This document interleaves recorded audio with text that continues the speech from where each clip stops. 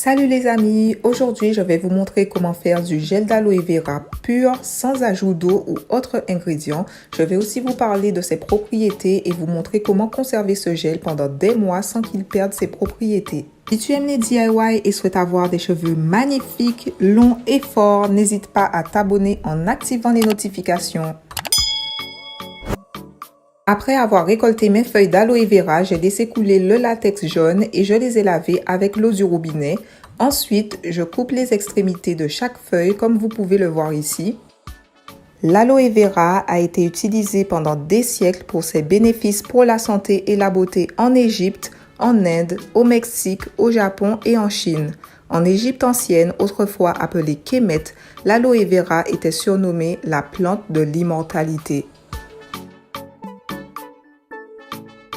Ici, j'enlève toutes les épines des feuilles sur les côtés avec un couteau bien aiguisé.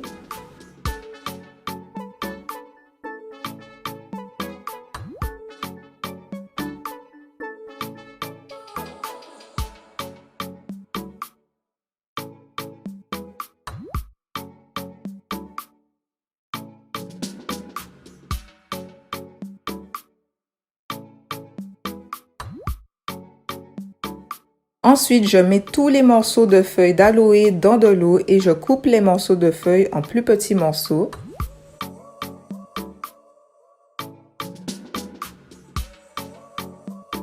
Après, je fais en sorte de bien les laver en les agitant dans l'eau afin de les débarrasser du reste du latex jaune. Même si vous faites couler le latex jaune des feuilles d'aloe vera au moment de la récolte, il en reste toujours un peu après, donc je vous conseille de bien laver vos feuilles d'aloe vera une fois coupées en morceaux. Le liquide jaune, aussi appelé latex jaune, est principalement constitué d'aloïne et de barbaloïne. D'ailleurs, on l'appelle directement aloïne pour simplifier. Ce liquide peut provoquer des réactions allergiques, d'où l'importance de s'en débarrasser. Je tiens à rajouter que même si vous faites en sorte de vous débarrasser du latex jaune, vous pouvez quand même avoir une réaction allergique à l'aloe vera. Je vous conseille donc de faire un test du pli du coude 48 heures avant utilisation. Ensuite, j'enlève la peau sur une seule face de chaque morceau de feuille afin d'exposer le gel.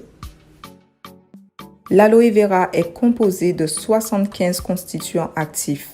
Parmi eux, on a des vitamines, des minéraux, des enzymes, des sucres, des acides gras, des antioxydants, de la lignine, des saponines, des agents antiseptiques, notamment l'acide salicylique et des acides aminés. L'aloe vera a des propriétés cicatrisantes, anti-inflammatoires, antiseptiques, anti-âge, anti-acné, hydratantes et protectrices sur la peau.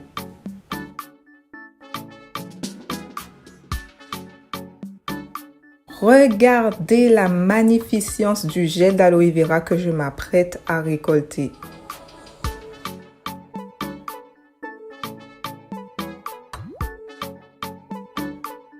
Maintenant, j'enlève le gel de chaque feuille à l'aide d'une cuillère à soupe et je le mets dans un grand bol. Vous pouvez aussi utiliser un couteau, mais je trouve que l'utilisation de la cuillère est beaucoup plus pratique.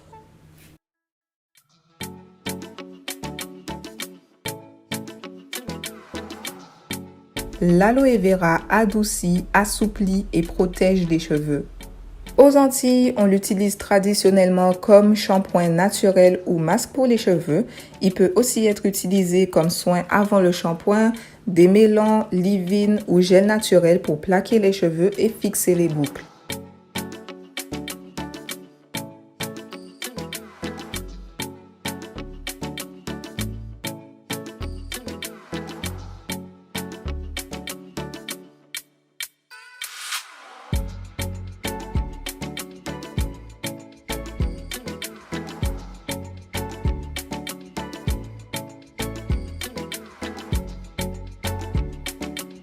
Voici tout le gel que j'ai récolté des feuilles. Vous pouvez le malaxer et le presser avec vos mains pendant plusieurs minutes pour en extraire le gel et ensuite utiliser une passoire ou un tissu filtrant pour séparer le gel des morceaux d'aloe vera. Ça, c'est si vous n'avez pas de mixeur ou de blender. Cependant, aujourd'hui, on va utiliser un blender pour nous faciliter la tâche et extraire un maximum de gel. Donc ici, je mets mes morceaux de gel d'aloe vera dans mon blender et je mixe bien afin d'obtenir un gel lisse.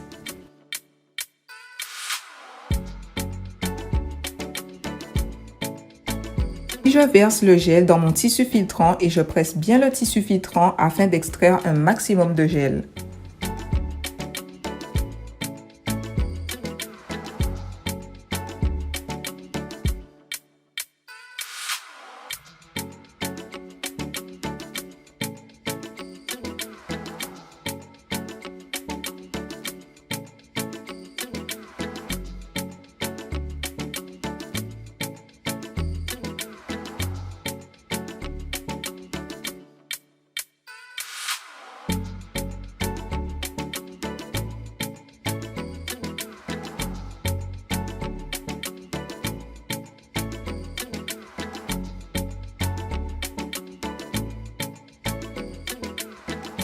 Voici les résidus qui sont restés dans le tissu filtrant.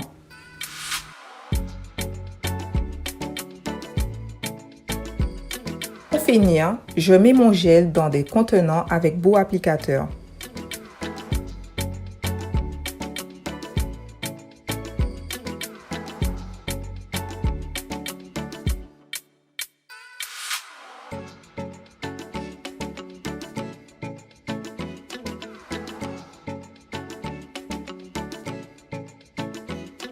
Je mets aussi mon gel dans un moule à glaçons pour l'utiliser plus tard pour mon visage et mon cuir chevelu.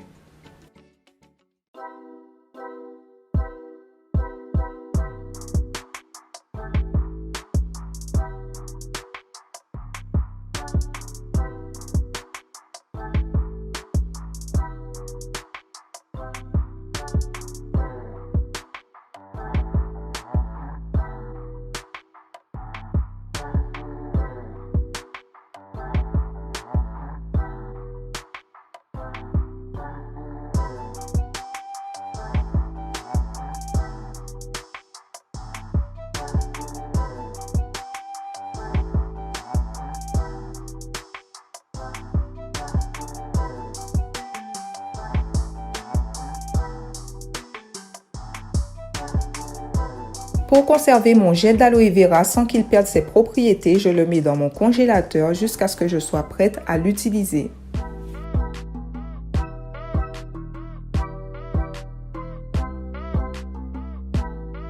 Quelques mois plus tard, voici à quoi ressemblent mes contenants avec le gel d'aloe vera congelé à l'intérieur.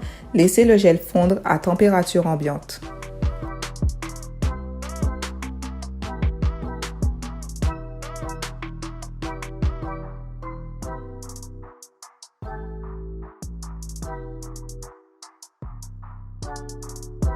Pour accélérer la décongélation du gel, vous pouvez mettre vos contenants dans un bol et ajouter de l'eau tiède, un peu chaude mais pas trop. Ici, mon gel a commencé à bien fondre, mais pas totalement. Je vous montre quand même à quoi ressemble la texture.